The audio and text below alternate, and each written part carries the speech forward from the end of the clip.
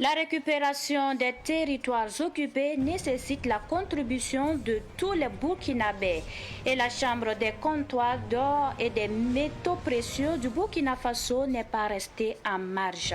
Un chèque de 5 millions de francs CFA, c'est sa contribution à l'effort de guerre remis au gouvernement aujourd'hui. On en parle dans ce journal. Le monde de la production au Burkina Faso vient de s'élargir avec l'ouverture de la maison de production UM226 de l'artiste musicien Flobi. Spécialisé dans la production des artistes et autres, UM226 vient renforcer et valoriser la culture burkinabé.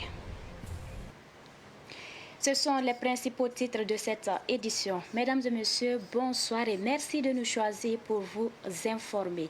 Soyez les bienvenus. Et pour débuter, les États-Unis sont à l'origine du terrorisme au Burkina Faso. C'est ce qu'a affirmé la Ligue de défense noire africaine ce matin devant l'ambassade des États-Unis. Le coordonnateur de la Ligue, Abdul Rasmani Savadogo, est au micro de Germaine Farama.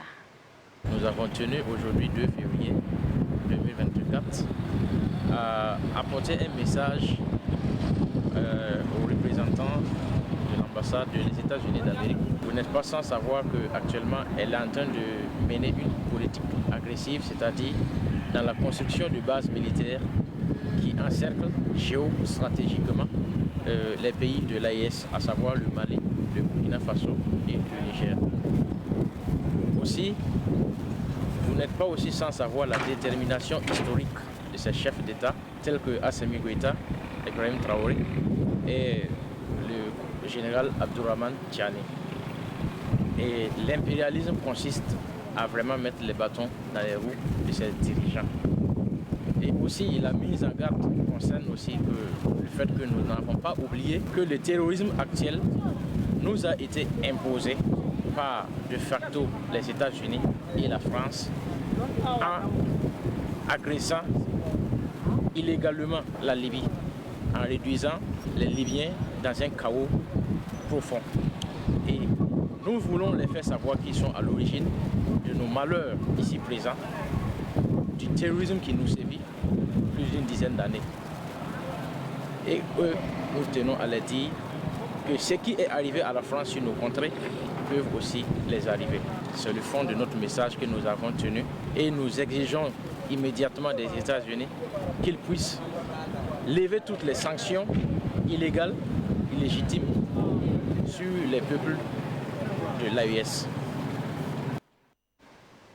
Dans un arrêté signé du ministre d'État en charge de la Défense, l'adjudant-chef Dalibou Savadogo est radié des effectifs des forces armées nationales pour faute particulièrement grave. Il est accusé d'avoir soustrait frauduleusement une somme de 2 940 000 francs CFA destinée au paiement de la prime des volontaires pour la défense de la patrie VDP de Samorougouen, une localité située dans le Kénédougou dans la région des Hauts-Bassins. Selon les autorités, ce vol a provoqué une démoralisation des VDP de cette commune. Et pour rappel, le président de la transition, lors des échanges avec le personnel de la présidence, a dit qu'il ne tolérera plus des manquements qui entraveraient la reconquête du territoire national. Et puis, contribution à l'effort de guerre, la Chambre des comptoirs d'or et des métaux précieux du Burkina contribue à hauteur de 5 millions de francs CFA au compte du Fonds de soutien patriotique. Elle a remis aujourd'hui après-midi le chèque au gouvernement. Les précisions avec Issa Oumar Atié. C'est parce que la nouvelle dynamique engagée par les autorités de la transition pour la récupération des territoires occupés nécessite l'engagement et la contribution de tous les Burkinabés que la Chambre des comptoirs et des métaux précieux du Burkina a mis la main dans la poche. Un chèque de 5 millions de francs CFA pour le compte du Fonds de soutien patriotique a été remis au gouvernement, représenté par le ministre en charge des Finances et celui en charge de la sécurité.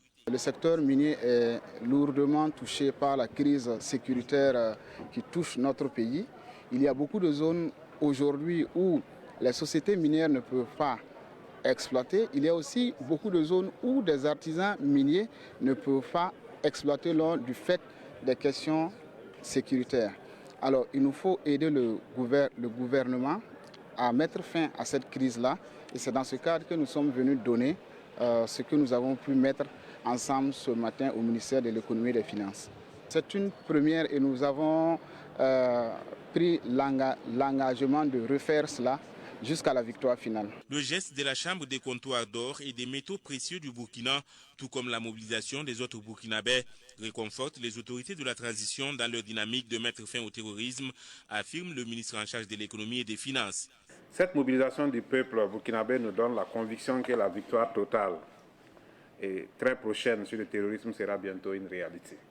Toutefois, il convient de rappeler l'impérieuse nécessité d'inscrire nos actions dans la durabilité en mobilisant davantage de ressources pour donner un coup de boutoir à l'ennemi et poser les bases de la construction d'une paix durable au Faso.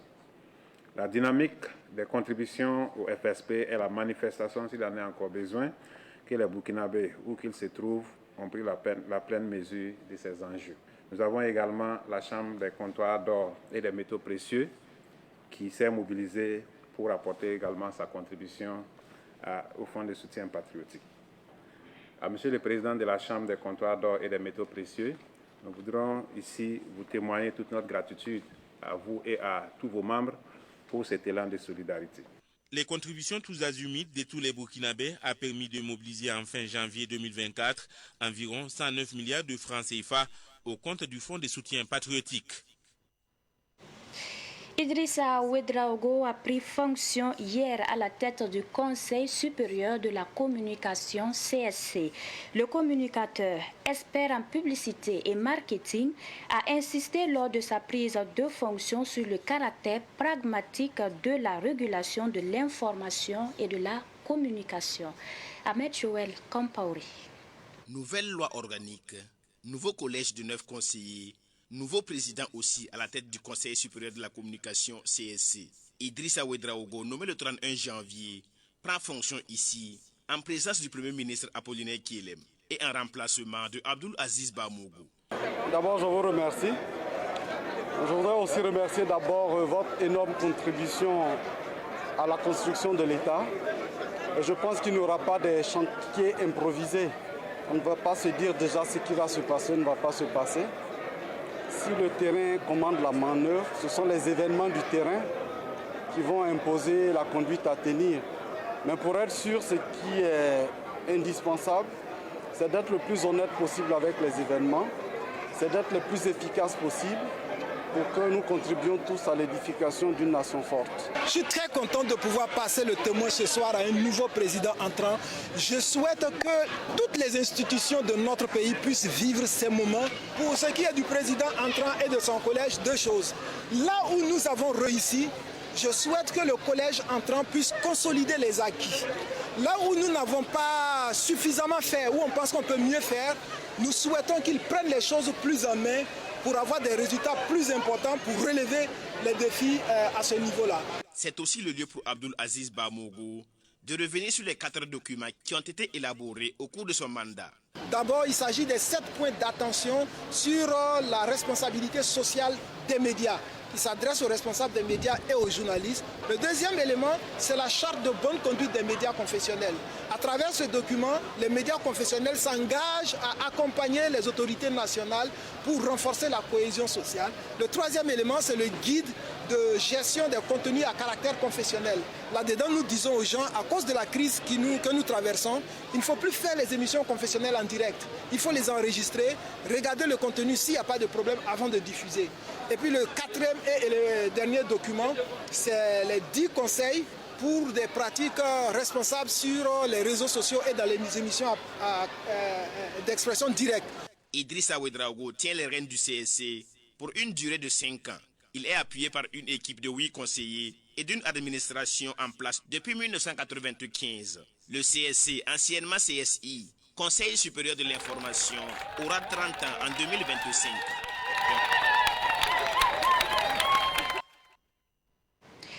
Au Autre actualité, la paroisse Saint-Marc de Nacrin dans l'arrondissement 7 de Ouagadougou tiendra du 7 au 11 février une semaine d'hommage aux personnes du 3e âge. Une manière pour la paroisse de magnifier ces personnes et demander des bénédictions. Pour cette journée, plusieurs activités sont au menu. Le curé de la paroisse Saint-Marc, Valérie Sakougri, est au micro de Sidiki Cabré et Dieudonné Congo. Les personnes du 3e âge sont des personnes de ressources et des personnes qui regorgent d'une grande richesse dans notre société. Nous avons pensé qu'il serait bien de les valoriser et de leur consacrer une semaine pour que les gens puissent apporter une attention particulière aux grands-parents. Donc durant toute la semaine, les personnes du 3e âge de notre paroisse animeront les messes matinales de 5h45 et ils auront aussi une récollection à partir du mardi 6 février 2024. Le lendemain, c'est-à-dire le mercredi, ils iront rendre visite à leurs sœurs âgées aussi, les religieux qui sont à Kossorin, les religieuses de la congrégation des cycles de l'Immaculée Conception de Ouagadougou. Et après, ils vont avoir d'autres activités socio-caritatives, car ils vont prier pour les malades le vendredi et au CSPS de Nacrin. Et le samedi, nous avons jugé que ce serait bien que des personnes avisées, des médecins viennent pour une visite médicale. Donc il y aura un nutritionniste qui va venir causer avec eux, s'entretenir avec eux, pour leur montrer à leur âge quels sont les aliments qu'il faut manger ou ne pas manger, faire attention à leur alimentation. Et aussi, il y aura des ophtalmologues pour la visite aux yeux.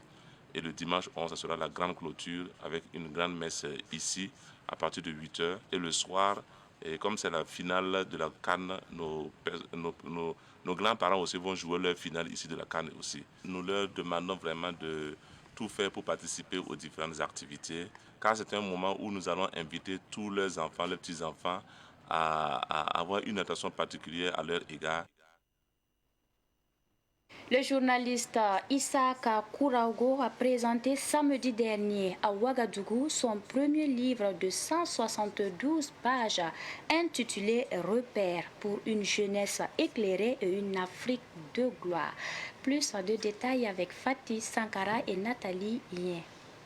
Le livre Le Repère pour une jeunesse éclairée et une Afrique de gloire de Isaka Kouraogo est un essai social et politique de 172 pages réparti en 4 parties et 11 chapitres. Selon l'auteur, c'est un ouvrage d'éveil de conscience de la jeunesse. Dans cet ouvrage, l'auteur fait le diagnostic de la situation de la jeunesse et éclaire le chemin. Je l'ai intitulé Le Repère parce qu'aujourd'hui, je l'ai bien dit dans mon discours, que nous constatons la perte des valeurs. Aujourd'hui, les jeunes ont du mal à se référer au regard donc du brouillage qu'on connaît, donc avec les effets pervers de la mondialisation. C'est pour cela que je l'ai intitulé Le Repère, parce que c'est en quelque sorte un livre qui donne des orientations, qui guide les populations donc, à atteindre leurs objectifs, qui donne des orientations aux pays africains donc dans la reconquête de leur souveraineté et dans le propos des pistes de développement. Pour le moment, il est disponible dans les librairies de l'université de Ouagadougou. Nous n'avons pas encore disponibilisé ça dans une librairie, mais je pense que bientôt il sera disponible à la librairie Jeunesse Afrique. Je suis totalement satisfait, voilà, parce que je vois ici un rêve se réaliser, parce que j'ai commencé à écrire mon premier livre en classe de 3e. Voilà, jusqu'en première, j'avais déjà un manuscrit de près de 80 pages, mais on me l'a volé. Donc à un certain moment, j'étais un peu découragé, j'avais abandonné. Ce n'est qu'en 2018, vers la fin de l'année, début 2019, que j'ai commencé encore à écrire ce livre. Il faut dire que ce livre, ça fait 5 ans de travail. Le tout premier livre du journaliste Isaka Kouraogo invite les Africains à la valorisation des valeurs africaines. L'artiste musicien Floby a désormais une maison de production dénommée Musique Urbaine 226, en abrégé UM226. Une maison de production spécialisée dans la production des artistes et la valorisation de la culture burkinabé. L'inauguration de UM226 a eu lieu hier à Ouagadougou en présence de Madinatou Ouedraogo.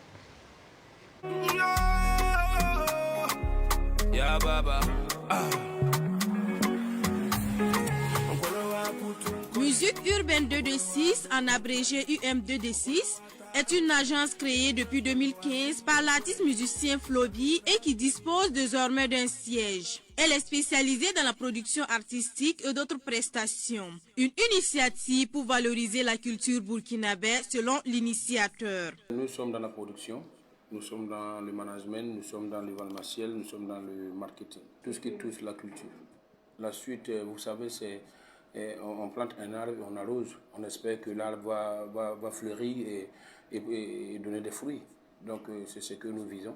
Nous allons l'arroser et nous espérons qu'il va fleurir avec l'accompagnement de tout le monde. Et nous espérons qu'il va donner des fruits avec l'accompagnement du bon Dieu. Sofiane Kanazoé, artiste musicien, apprécie positivement l'idée et encourage l'artiste Flobi à aller plus de l'avant. Déjà, c'est une fierté. Une école comme le Baba qui prend l'initiative en fait, de créer une maison de production pour aider et faire valoriser plus la culture de travail. C'est à saluer. Je me rappelle qu'en 2016, j'ai eu même un produit à la maison d'artistes. C'est une fierté pour moi parce que la maison a déjà plus de 3 artistes pour commencer. Donc, je salue tous ceux qui ont œuvré pour ça parce que aujourd'hui, Flobi est un exemple.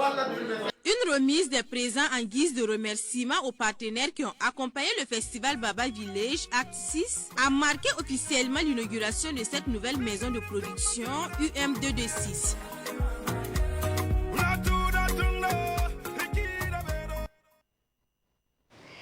Page sport à présent et nous parlons de la Coupe d'Afrique des Nations. Pour une place en demi-finale, les Aigles du Mali affronteront les éléphants de Côte d'Ivoire demain au stade de la Paix à Bouaké à partir de 17h. Les Ivoiriens disent être confiants car le Mali n'a jamais battu la Côte d'Ivoire en football. Ils s'expriment au micro de Ruben Wilson Kodio. Côte d'Ivoire, Mali, nous sommes le père de la CAN et la CAN c'est chez nous. Le Mali, je crois que ils sont encore enfants pour croiser les éléphants. Ils sont encore petits pour les éléphants. Donc comme ça, moi je peux dire non, Côte d'Ivoire, Mali, il y aura 3-1. 3 pour la Côte d'Ivoire, 1 pour le Mali. Et ça c'est sûr, la coupe reste en Côte d'Ivoire. En tout cas, moi je prie Dieu pour que la Côte d'Ivoire gagne. De toute façon, Dieu a fait, puis on est revenu pour qu'on joue. Je sais qu'il va faire pour qu'on gagne. Et on est vivant, on est là. J'ai dit beaucoup de courage à les joueurs, que le Seigneur même, en tout cas, il leur donne de la force pour qu'ils puissent jouer, pour aller de l'avant. Les Maliens, ils ont été toujours nos femmes. C'est sûrement dit, actuellement, il y a tellement de stupides dans cette canne. Mais moi, en tant qu'un Ivoirien, je sais que Mali sera tellement piétiné par les Ivoiriens. On va gagner au moins 2-0. Je dis toujours aux joueurs, parce que la fois dernière, on a été humilié par la Guinée équatorienne. Mais actuellement, avec la force, avec le nouveau entraîneur, je pense très bien qu'on va arriver au bout. Et que je donne la force aux Ivoiriens, les joueurs, pour qu'ils puissent affronter le Mali, pour qu'ils puissent gagner comme ils l'ont fait face au Sénégal. Quel que soit le résultat, quel que soit le score, que la population reste humble. Il ne faudrait pas qu'il y ait du désordre. Parce que le match de football, c'est une compétition. Aujourd'hui, tu peux gagner comme moi, je peux gagner. Il faudrait que chacun de nous soit humble, soit strict dans son coin pour ne pas qu'il y ait du désordre. Toujours pour parler de ce match qui oppose le Mali à la Côte d'Ivoire, les journalistes sportifs maliens s'expriment. Ils sont toujours au micro de notre envoyé spécial Ruben Wilson Kodio. Je pense que le match sera très difficile. Pour qui connaît l'histoire du football entre les deux nations, la Côte d'Ivoire et le Mali. Et chaque fois, la Côte d'Ivoire a battu le Mali. Et cette fois-ci, c'est une nouvelle génération. C'est une nouvelle également étape du football. Parce qu'on a vu la CAN de cette année, il y a eu beaucoup de surprises. Et que les surprises vont continuer toujours.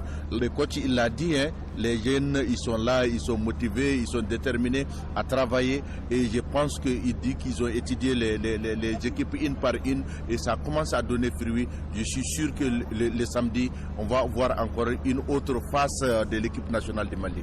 Quand c'est le Mali contre la Côte d'Ivoire, très généralement, c'est le Mali perd. Mais je crois que cette année, c'est en phase finale et l'état d'esprit des jeunes, le travail abattu par le coach va permettre d'ébranler ce mythe en cette édition, Inch'Allah. Très heureux après 2 échecs au niveau des 8e, de passer en quart de finale. C'est déjà un soulagement.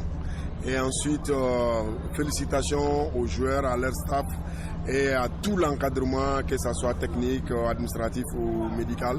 Maintenant, les quarts de finale, ce serait une autre paire de matchs. Ça va être contre la Côte d'Ivoire, mais nous, on a quand même notre réputation. Nous n'avons jamais perdu de match contre le pays organisateur.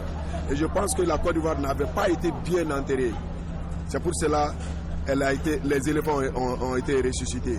Maintenant, je pense que c'est l'occasion pour nous de les enterrer définitivement. Et je pense que ça doit être le mot d'ordre pour les aigles du Mali. Nous allons jouer ce match de Bouaké sans complexe. Parce que si la Côte d'Ivoire pense que les statistiques sont à leur faveur, que le public est avec eux, qu'ils ont la hargne et surtout cette habitude de battre le Mali, ils doivent savoir maintenant que le Mali, ces jours-là ont changé. Et pour terminer, Brigitte Kambou, fonctionnaire à la retraite, est une passionnée de football.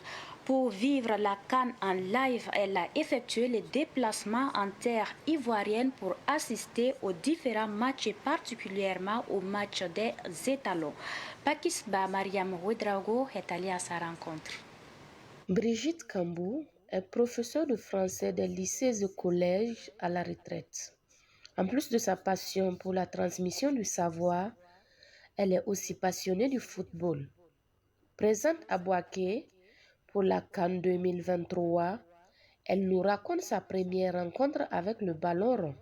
Le football, c'est toute une histoire depuis près de 15 ans. J'avais une grande sœur qui a créé le club et ça nous a attirés. Nous sommes rentrés dedans.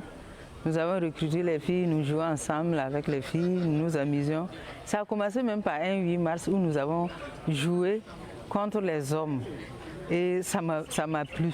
C'est pas que j'ai joué en tant que joueuse, mais c'était pour faire amuser, agrémenter la fête du 8 mars dans notre localité. Cet amour pour le sport roi l'amène à prendre les rênes du club de football féminin de Gawa dans la région du Sud-Ouest. Nous voulons faire la promotion du sport féminin et particulièrement du football féminin dans notre région. Les joueuses sont en partie interne et il y a des joueuses qui viennent de l'extérieur aussi.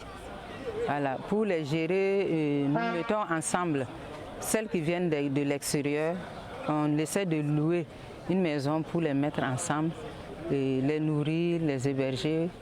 Et on essaie de voir comment on peut les désintéresser de temps en temps parce que nous n'avons pas les moyens. Mais nous gérons les autres après les matchs, quelque chose pour boire de l'eau.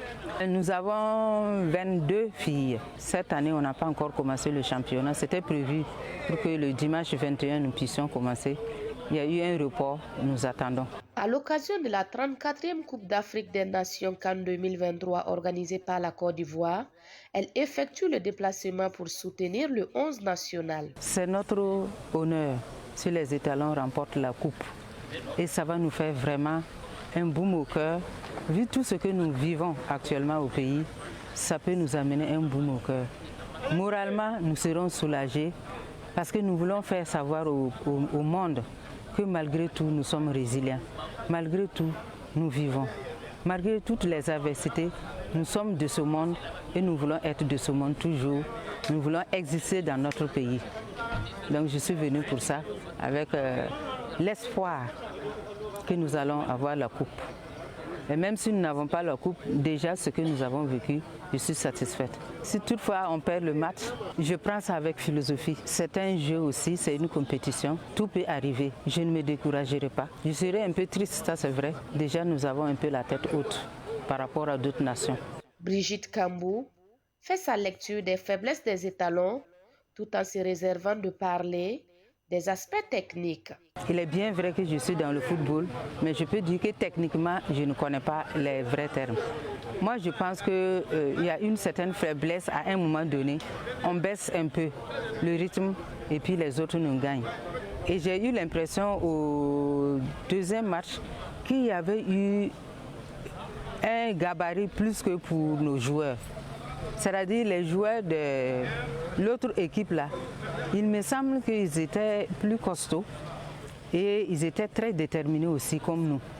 Et donc dès qu'il y a une baisse d'attention à notre niveau, eux ils profitent. Ce qui n'a pas marché, les techniciens certainement vont le dire. Je me réserve de me prononcer sans connaître les tenants et les aboutissants et techniques de cette discipline. C'est impuissante que cette amoureuse du ballon assiste à la défaite des étalons face aux Aigles du Mali au stade Amadou Gon Coulibaly de Korogo. Ainsi donc, se termine le parcours des étalons et Brigitte Kambou reprend le chemin du Burkina Faso afin d'aller assister au début des championnats nationaux. Et voilà, c'est tout pour cette édition. Merci pour votre constante fidélité et excellent début de week-end à toutes et à tous.